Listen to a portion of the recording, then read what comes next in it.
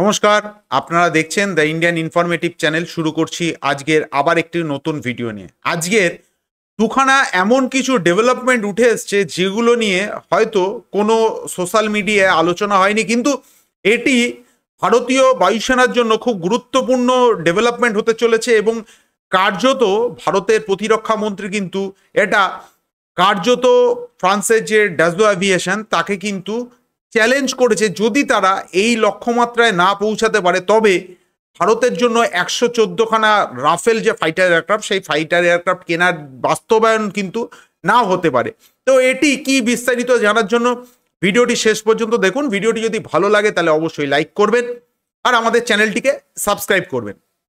আপনারা জানেন যে বহু প্রতীক্ষিত ভারতীয় বায়ুসেনার জন্য যে 114খানা রাফেল ফাইটার এয়ারক্রাফট কেনার প্রায় শেষ পর্যায়ে চলে এসছে বলে আমি আমার ভিডিওতেও কিন্তু বলেছি। এছাড়া বিভিন্ন রকম সোশ্যাল মিডিয়ায় কিন্তু এই নিয়ে আলোচনা হচ্ছে। কিন্তু কিছুদিন আগে আপনারা জানেন যে ভারতের প্রতিরক্ষা মন্ত্রী রাজনাথ সিং তিনি কিন্তু কচ্ছে গেছিলেন এবং সেখানে ভারতের একটি নতুন এসএফ বাহিনী অর্থাৎ কমান্ডো বাহিনী তৈরি হয় ভারতীয় সেনাবাহিনীর জন্য, সেটি হচ্ছে ভৈরব কমান্ডো বাহিনী। এবং সেখানে তিনি কিছু কথা বলেছেন যে কথার কিন্তু তাৎপর্য মারাত্মক এবং তিনি বলেছেন যে এই মুহূর্তে ভারতীয় বায়ুসেনার জন্য ভারতীয় বায়ুসেনার সব থেকে গুরুত্বপূর্ণ প্রকিউরমেন্ট কিন্তু যুদ্ধের প্লেন কেনা। এবং তিনি বলেছেন যে যেখানে যে 5th জেনারেশন ফাইটার এয়ারক্রাফট ছাড়াও ভারতের 4.5 জেনারেশন ফাইটার এয়ারক্রাফট কিনতে হবে এবং সেখানে রাফেলকে নিয়ে আলোচনা হচ্ছিল। কিন্তু তিনি বলেছেন যে ভারত সরকার কিছু গাইডলাইন কিন্তু ফ্রান্সের ডাজো এভিয়েশনের উপর কিন্তু বেঁধে দিয়েছে, আর এগুলো যদি ফ্রান্সের ডাজো এভিয়েশন যদি ফুলফিল করতে না পারে তবে রাফেল কেনা কিন্তু একটা অনিশ্চয়তার পর্যায়ে পৌঁছে যাবে এবং সেক্ষেত্রে ইউরো টাইফুনের কিন্তু পাল্লা অনেকটাই ভারী হয়ে যেতে চলেছে বলে এখনো পর্যন্ত বিশেষজ্ঞ মহল মনে করছে। কেন? সেটি হচ্ছে, প্রথমত আপনি বলে দিই যে 2016 সালে যখন 36খানা রাফেল ফাইটার এয়ারক্রাফট কেনা হয়েছিল সেখানে কিছু অফসেটের কথা বলা হয়, যে অফসেটগুলো ফ্রান্স বা ডাজো এভিয়েশন কিন্তু ভারতেই বিনিয়োগ করবে। কিন্তু আজকের দিনে দাঁড়িয়েও বেশ কিছু ক্ষেত্রে ফ্রান্সের ডাজো এভিয়েশন মুখে স্বীকার করলো বা মুখে তারা প্রথম দিকে কথা দিলেও কার্যত ক্ষেত্রে সেগুলো কিন্তু তারা বাস্তবায়ন করেনি এবং এক্ষেত্রে ভারতীয় বায়ুসেনা এবং ভারত সরকারের কিন্তু কার্যত নানা রকম ক্ষতির সম্মুখীন হতে হয়। এখন যেটা সব থেকে বড় প্রশ্ন হয়ে উঠে দাঁড়াচ্ছে সেটি হচ্ছে ভারত সরকার ফ্রান্সের ডাজো এভিয়েশনকে বলেছে মোটামুটি 75% টেকনোলজি কিন্তু ট্রান্সফার করতে হবে, প্রথম শর্ত। এছাড়া ফ্রান্সের এই যে ডাজো রাফেল তৈরি করার ক্ষেত্রে যে স্পেয়ার পার্টস, সেই স্পেয়ার পার্টস যদি তারা ভারতে তৈরি না করে বা ভারতের কোনো ভেন্ডারকে নিয়ে তারা যদি তৈরি না করে সেক্ষেত্রে কিন্তু ভারতীয় বায়ুসেনার কিন্তু ভবিষ্যতে নানা রকম সমস্যার সম্মুখীন হয়ে যেতে পারে। মূলত এইসব দেশগুলো, বিশেষ করে যারা এইসব এয়ারক্রাফট ম্যানুফ্যাকচারার, তারা চায় যে শুধুমাত্র যুদ্ধের প্লেন বিক্রি করবে না, আগামী এই যুদ্ধের প্লেনটি মোটামুটি 40 বছর থেকে 50 বছর যে কোনো দেশ এই যুদ্ধের প্লেনকে ব্যবহার করে এবং সেক্ষেত্রে যাতে এই যারা ম্যানুফ্যাকচারার তাদের উপর যেন 40 থেকে 50 বছর সেই দেশটি নির্ভরশীল হয়ে থাকে এবং এতে একটা বড় রকমের লাভ কিন্তু এই ম্যানুফ্যাকচার কোম্পানিগুলোর কিন্তু এরা ভবিষ্যতের পরিকল্পনা করে কিন্তু বিক্রি করে। এখন ঘটনা হচ্ছে ভারতীয় বায়ুসেনা বা ভারত সরকার ফ্রান্সকে এবার দত্তহীন ভাষায় বলে দিয়েছে যে এই ক্রাইটেরিয়াগুলো কিন্তু ফুলফিল করতে হবে। তার কারণ এখানে একটা বড় যে জিনিসটা উঠে আসছে সেটি হচ্ছে, দেখুন এই যে 4.5 জেনারেশন ফাইটার এয়ারক্রাফটে অনেক রকম দেশ তারা টেন্ডারিং করেছে, আপনারা প্রত্যেকেই জানেন। সেখানে গ্রাইপেন আছে, সেখানে F-16 আছে যেটা F-21, এছাড়া Su-35 আছে, এছাড়া আপনারা জানেন যে F-15 ইগল আছে।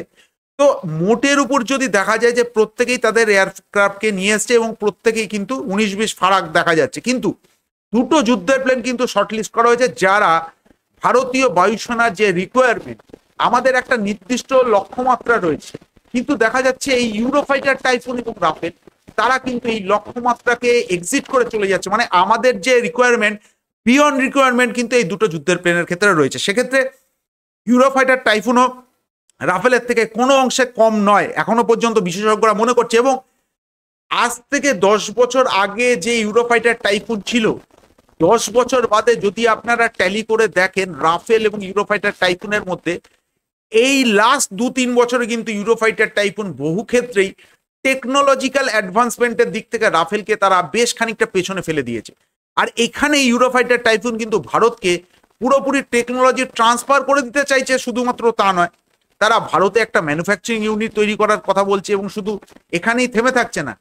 মূলত ইউরোফাইটার টাইফুনের যে সমস্যাটা রয়েছে, চারটে দেশ মিলে ইউরোফাইটার টাইফুন যুদ্ধের প্লেন শুধু তৈরি করে না, তার স্পেয়ার পার্টসও তৈরি করে। এক্ষেত্রে ইউরোফাইটার টাইফুন কর্তৃপক্ষ বলছে চারটে দেশের সম্মিলিতভাবে তারা যে স্পেয়ার পার্টস গুলো তৈরি করছে, সমস্ত স্পেয়ার পার্টস তারা ভারতে তৈরি করবে এবং ভারতে অনেক পাবলিক যে প্রাইভেট যে ভেন্ডার রয়েছে তাদেরকে তারা এই বিষয়ে তারা আলোচনা অনেকটা এগিয়ে গেছে। যদি ভারত সরকার 114খানা যুদ্ধের প্লেন কেনার বরাদ দেয়, সেক্ষেত্রে এই ইউরোফাইটার টাইফুন অর্থাৎ ইউরোপিয়ান কনসোর্টিয়াম তারা তাদের যে ম্যানুফ্যাকচারিং ইউনিটের একটা অংশ ভারতে শুধুমাত্র সরিয়ে আনছে তা না, এই যে স্পেয়ার পার্ট, যেটা সব থেকে গুরুত্বপূর্ণ বিষয়, আগামী 50 বছর একটি যুদ্ধের প্লেনকে তাকে ফ্লাইং অবধি রাখার জন্য যে যে কম্পোনেন্ট দরকার সেগুলো তৈরি করতে চাইছে। আর তৃতীয় যেটা সব থেকে বড় ব্যাপার, যেটা আমি আগেও বলেছি, যে ইউরোফাইটার টাইফুন কিন্তু রাফেলের থেকে বেশ খানিকটা দামে কমে ভারতকে অফার করছে। অর্থাৎ ওভারঅল কিন্তু একটা জটিলতার এখানে সৃষ্টি হয়েছে। অপরদিকে ফ্রান্স আরও একটি জিনিস অফার করেছে, সেটি হচ্ছে, আমি আগেও বেশ কিছু ভিডিও আগে আমি বলেছিলাম যে ফ্রান্সের একটি ইঞ্জিন তারা তৈরি করছে। আপনারা জানেন যে M88 ফ্রান্সের রাফেলের ক্ষেত্রে যে ইঞ্জিনটি ব্যবহার হয়, সেক্ষেত্রে ফ্রান্স এখন তারা টিরেক্স ইঞ্জিন তৈরি করছে। এটা আমি আগের ভিডিওতে বলেছি। তারা ভারতকে অফার করছে এই যে টিরেক্স ইঞ্জিনের, যেটা কিনা 90 থেকে 95 কিলো নিউটন থ্রাস্টের ইঞ্জিন তৈরি করতে চাইছে, সেই ইঞ্জিনটা তারা বলছে আর 2 থেকে 3 বছরের মধ্যে তৈরি হয়ে যাবে। এবং ভারত যদি এই টিরেক্স ইঞ্জিনের ক্ষেত্রে আগ্রহ প্রকাশ করে, সেক্ষেত্রে এই ইঞ্জিনের কিন্তু থ্রাস্ট আউটপুট আরেকটু বাড়িয়ে দেওয়া যায়। অর্থাৎ যেটা G414 যে ইঞ্জিন, যেটা তেজাস মার্ক 2 তে ব্যবহার হয়, সেই মার্ক 2 কিন্তু আরেকটা অপশন খোলা রাখতে চাইছে। এবং ফ্রান্স ভারতকে বলছে যে এটি প্রায়, ফ্রান্সের যারা বিজ্ঞানী তারা বলছে যে এই টিরেক্স ইঞ্জিনকে কিন্তু 100 কিলো নিউটন থ্রাস্ট পর্যন্ত কিন্তু তারা নিয়ে যেতে পারে। এবং এটি G414 ইঞ্জিনের থেকে শুধু হালকাই না, এতে 7% কম ফুয়েল এফিসিয়েন্সি, G414 এর থেকেও এর ফুয়েল এফিসিয়েন্সি ভালো। অর্থাৎ একটা পুরোপুরি প্যাকেজ নিয়ে ফ্রান্স আসতে চাইছে। তারা বলছে যে ইনিশিয়াল স্টেজে আমাদের যে তেজাস মার্ক 2 সেটি G414 ইঞ্জিন দিয়ে আকাশে উঠলেও ভবিষ্যতে আমেরিকার থেকে যদি কোনো রকম সমস্যার সৃষ্টি হয়, কারণ একটা সমস্যার সৃষ্টি হতে পারে, সেই ক্ষেত্রে একটি অপশন কিন্তু ফ্রান্স ভারতের জন্য তৈরি করে রেখেছে। এখন দেখা যাক ভারত সরকার এবং ভারতীয় বায়ুসেনা এই বিষয়ে কতটা আগ্রহ প্রকাশ করে। তবে ওভারঅল যে জিনিসটা উঠে আসছে বা যে আপডেটটি উঠে আসছে, সেটি আজকের আপনাদের সামনে শেয়ার করলাম। তো আজকের ভিডিওটি এখানেই শেষ করছি। ভিডিওটি কেমন লাগলো অবশ্যই আপনারা কমেন্টস করে জানাবেন। ভিডিওটি শেষ পর্যন্ত দেখার জন্য ধন্যবাদ। জয় হিন্দ।